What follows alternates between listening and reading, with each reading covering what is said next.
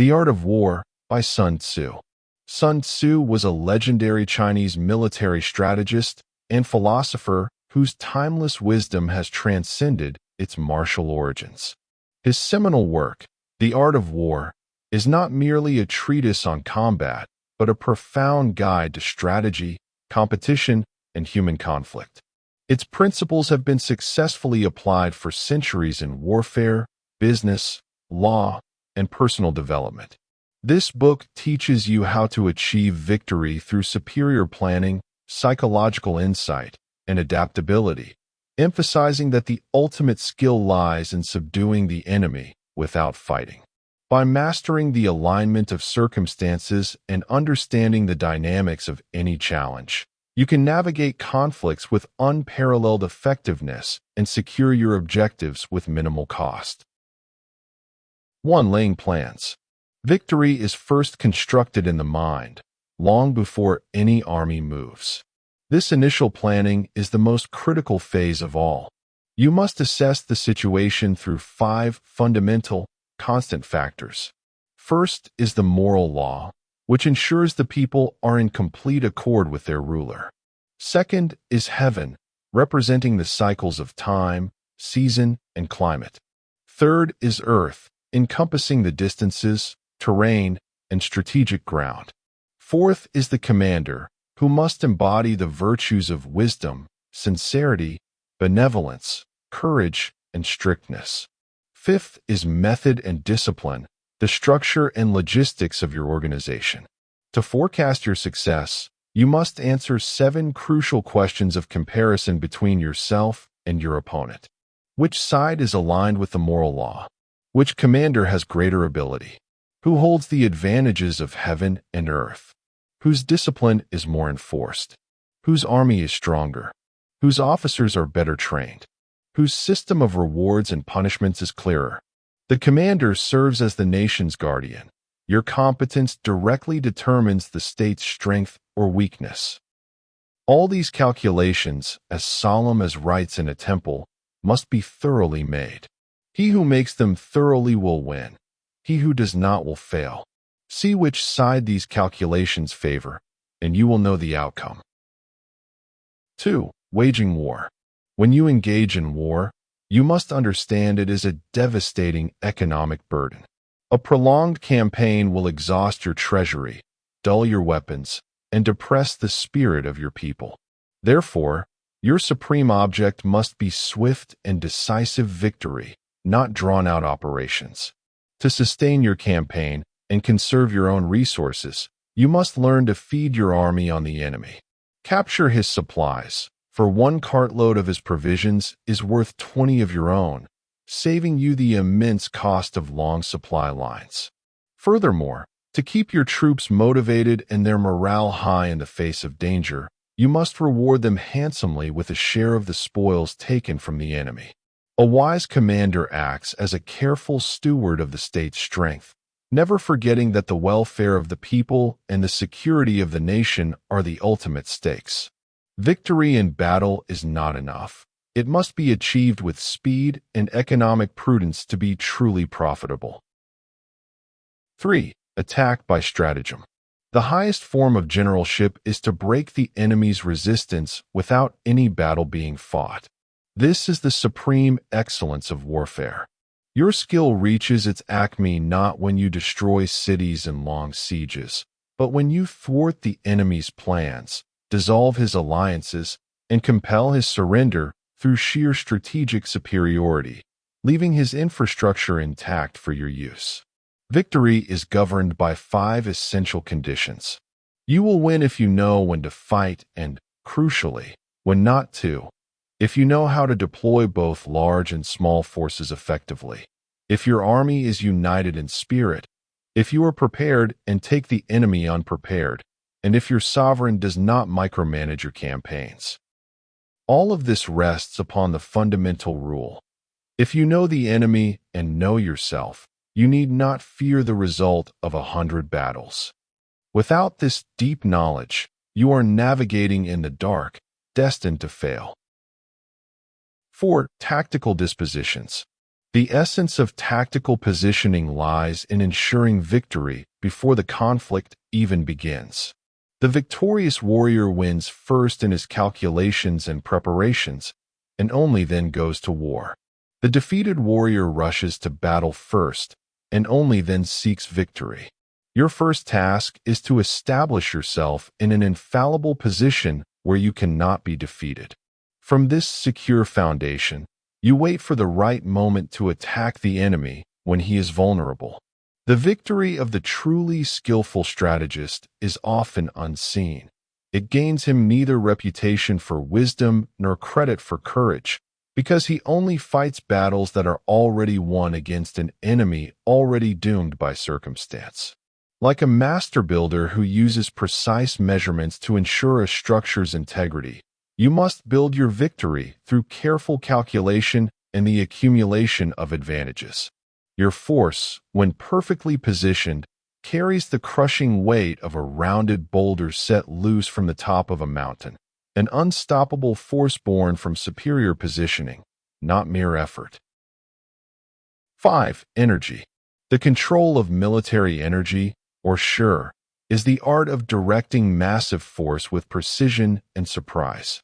You must master the interplay between the direct force, used to engage the enemy squarely, and the indirect force, used to create unexpected maneuvers and secure victory.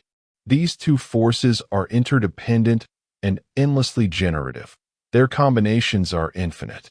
When harnessed correctly, the energy of your troops is like the unstoppable momentum of a rounded stone set rolling down a mighty mountain. To coordinate this energy across a vast army, you rely on a system of signals, flags, drums, and gongs that transforms a multitude into a single, unified entity that moves as one and cannot be overcome.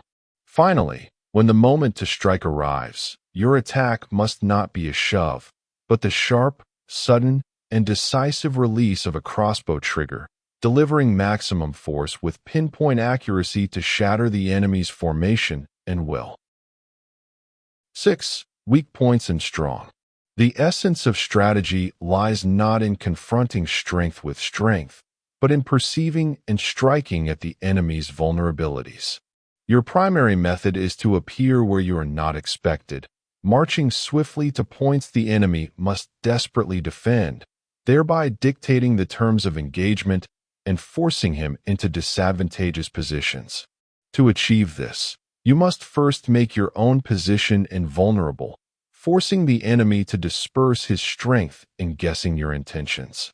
This creates the central dynamic of void and substance. You must identify where the enemy is weak and insubstantial, the void, and where he is strong and concentrated, the substance. You then concentrate your own substance to attack his void, ensuring every blow lands with maximum effect. Sometimes, you must reveal a part of your own formation to provoke the enemy into revealing his full disposition, allowing you to identify his weak points clearly. A perfectly executed victory, born from this mastery of void and substance, appears simple and inevitable in retrospect, as precise and obvious as the balance of weights on a scale, leaving no room for doubt or chance. 7. Maneuvering. The supreme test of command lies in the subtle art of maneuvering large forces. The core difficulty is to transform a seemingly disadvantageous, devious route into a direct path to victory, and to turn potential misfortune into tangible gain. You achieve this by marching along indirect and unexpected routes, deliberately luring the enemy with the prospect of an apparent advantage. By starting after him, but moving with greater purpose and knowledge of the land, you can arrive at the critical point before he does, seizing the initiative. The strength of your army in maneuver is not merely in numbers, but in its profound unity. When the army is united in spirit and discipline, the brave cannot recklessly advance alone, nor can the cowardly retreat alone. The entire force moves as a single, cohesive entity. This requires iron discipline, maintained through a clear system of signals for both day and night marches, ensuring the army does not disintegrate during movement. Finally, you must measure the enemy's true strength not by direct confrontation, but by assessing his plans, the morale of his troops, and the nature of the terrain he holds, allowing you to maneuver around his power and strike where he is truly vulnerable. 8. Variation in tactics. A supreme commander is defined not by rigid adherence to a single plan, but by his mastery of variation. He understands the 9 variations of tactics, adapting his approach seamlessly to every conceivable terrain and situation. This flexibility is the guardian against catastrophe, which often springs not from external forces, but from within the commander's own character. 5 dangerous faults that can ruin an army. Recklessness, which leads to thoughtless destruction. Cowardice, which ends in capture. A hasty temper, easily provoked by insult. A delicacy of honor, overly sensitive to shame. And an over-solicitude for his men, which creates debilitating worry. True security lies not in hoping the enemy will not come, but in making your position so unassailable that any attack would be futile. Part of this wisdom is knowing what not to do. There are roads you must not follow, armies you must not attack, towns you must not besiege, positions you must not contest, and even commands from your sovereign you must not obey if they are strategically unsound.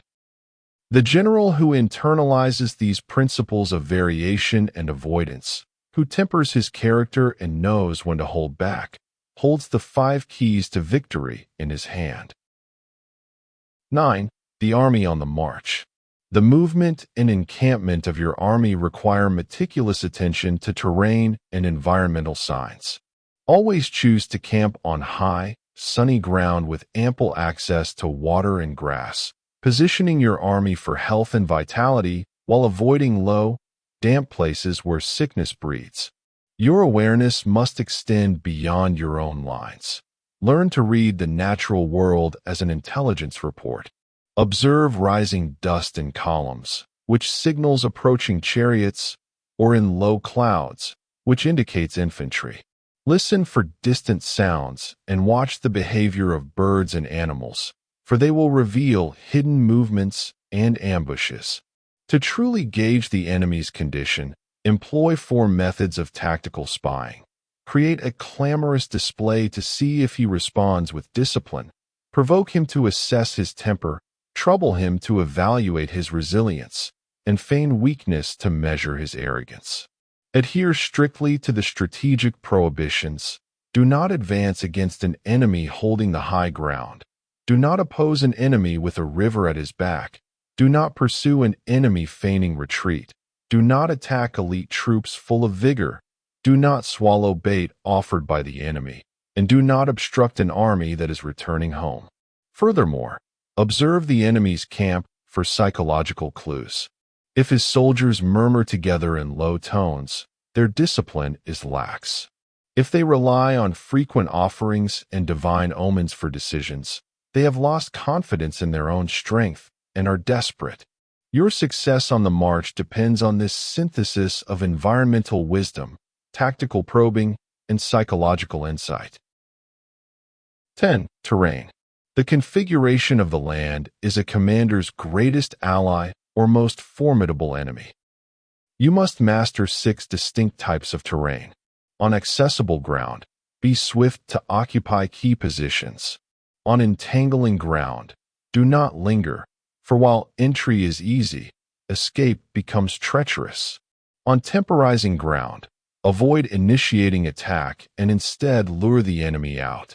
When confronting narrow passes, secure them first with strong garrisons. When facing precipitous heights, occupy them first, ensuring you hold the sunny, advantageous side. Regarding positions at a great distance from your base, do not provoke an enemy who holds them, as the strain of campaigning will exhaust you. Beyond the land itself, you must guard against the 6 disasters of leadership, which stem not from misfortune but from your own failings. These are flight, when you retreat because the enemy is 10 times more numerous due to your poor assessment. Insubordination, when strong soldiers defy their weak officers. Collapse, when capable officers lead weak and undisciplined troops. Ruin, when senior officers are rebellious and angrily disobey orders. Disorganization, resulting from an incompetent general's poor management. And rout, when a general who cannot estimate the enemy engages against overwhelming odds. In all things, remember that the general is the sole protector of the state. Your competence directly determines its strength or weakness. Apply the fundamental principle: know the enemy, know yourself, and know the terrain, and your victory will never be endangered. The ideal commander advances without seeking personal glory and, when necessary, retreats without avoiding responsibility, always placing the security of the state above his own reputation. 11. The 9 situations. Your strategy must be dictated by the psychological situation of your army, which is determined by its operational context, not just the physical land. You face 9 such situations. On dispersive ground, at your own border, unite your army's spirit before fighting. On facile ground, just inside enemy territory, do not stop, maintaining momentum. On contentious ground, of great advantage, secure it first. On open ground, be vigilant against alliances forming against you. On ground of intersecting highways, cultivate strong diplomatic alliances. On serious ground, deep in enemy lands, plunder to sustain your force. On difficult ground, keep moving swiftly through its physical challenges. On hemmed-in ground, use clever stratagems to navigate. On desperate ground, with no escape, you must declare to your troops that survival hinges on their absolute courage. In each situation, the soldier's morale shifts dramatically. Your command must adapt, from binding them with discipline when they are prone to scatter, to showing them the necessity of death-ground resolve. The ultimate skill is to drive your army like a unified force into a position so desperate they must fight to live, making their energy as irresistible as rounded stones crashing down a mountain. 12. The attack by fire. Fire is a weapon of catastrophic potential, but its employment demands precise conditions and timing. You must identify the 5 essential targets for conflagration: the enemy personnel themselves, their stores of grain and food, their transport equipment and baggage trains, their arsenals and weapon depots, and their lines of communication, such as camps and marching columns. The success of this tactic hinges on having the means ready, combustible materials, and waiting for the appropriate days when the weather is dry and, most critically, windy, to carry the flames swiftly to the enemy. Merely starting a fire is not enough. You must coordinate your physical attack to exploit the chaos. When you see fire break out within the enemy camp, immediately launch your assault from the outside to compound his panic. However, if the fire rages yet the enemy remains calm and orderly in his response, bide your time and do not attack, for his discipline indicates a readiness that will make your assault costly. Understand that while water can be a powerful weapon to isolate or flood an enemy, it lacks the comprehensive destructive power of fire, which can annihilate the very material an army depends on. This chapter concludes with a grave warning that transcends the tactic itself. A ruler must never mobilize an army out of personal anger, and a general must never fight a battle out of personal resentment. Do not engage in war for the fleeting joy of victory, for a prolonged war drains the state's resources and strength, regardless of the outcome. The wise commander uses a tool as devastating as fire with a cold and calculating mind, never an impassioned heart. 13. The use of spies. Victory in war is fundamentally dependent on foreknowledge, and foreknowledge is exclusively the domain of spies. Consider the immense cost of mobilizing a vast army for a distant campaign, 1,000 pieces of gold daily, exhausting the state and its people. To commit this army without a deep and accurate understanding of the enemy's dispositions, strengths, and plans is to march blindly towards certain defeat. Therefore, no other element of warfare is more vital than espionage. You must master the employment of 5 distinct types of spies. Local spies are recruited from the enemy's own populace. Inward spies are his corruptible officials. Converted spies are his own agents whom you have turned to your service. Doomed spies are your own men given false information to be captured, deceiving the enemy. Surviving spies are those who return from behind enemy lines with genuine intelligence. The relationship between a sovereign and his spy master is the most intimate and confidential in the realm, for none are more greatly rewarded, and none handle more sensitive information. This foreknowledge cannot be divined from spirits or omens. It must be extracted from men who possess it. To this end, you must actively seek out the enemy's spies sent to your camp. Tempt them with substantial bribes, provide them instruction and lodging, and turn them into your own converted spies. When all 5 types of spies are deployed in a coordinated web of deception and intelligence, and their operations remain shrouded in mystery even from each other, this constitutes the mysterious method, the sovereign's ultimate treasure. An army without spies is a man without eyes or ears, a helpless giant fated to fall. Thank you for listening to this audiobook. Your interaction matters, so don't forget to like, share, and subscribe.